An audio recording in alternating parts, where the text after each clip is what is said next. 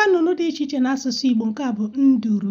Nduru ọ bụrụ na ịnụ pidgin maọbụ dove mana na ha na-agbabụ nduru ka a na-akpọ ya.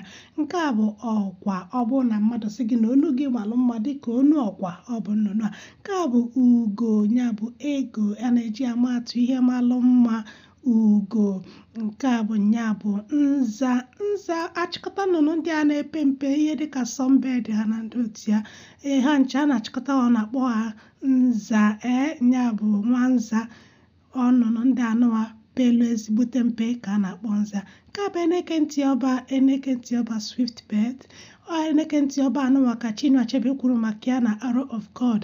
Ọ sị na ọ na-efe n'ebeghebe n'ihi na dinta mụtara ịgba na-atụghị atụ.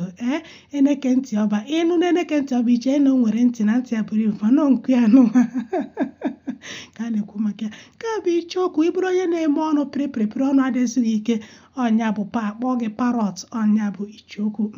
Chekeleke nye mbọ ọcha ka ị were oji. Chekeleke nye mbọ ọcha ka ị were oji ka ndị gụrụ egwu mgbe ha pere mpe. Nnụnụ a bụ nya bụ chekeleke. A na-enwekwa nke dịkwa oji na ya. Nke a bụ nya bụ nkwọ. O nwere ndị na-akpọkwa ya agụ nkwọ. Chetakwa na ọ na-ebu ọkụkọ. Nke a bụ egbe. Egbe nya bụ kite. Ha na-abụ na-ebu ọkụkọ, ma agụ nkwọ ma egbe ha na-abụ na-ebu ọkụkọ. Ebe ọ bụla ịfụrụ ha chọba ha maka ha ebulu nwa ọkụkọ gị. Nke a bụ ụsụ. N'agbanyeghị na ụsụ si na ọ bụrụ anụ enu, mana ụsụ nwere nku. Ụsụ na-efe efe.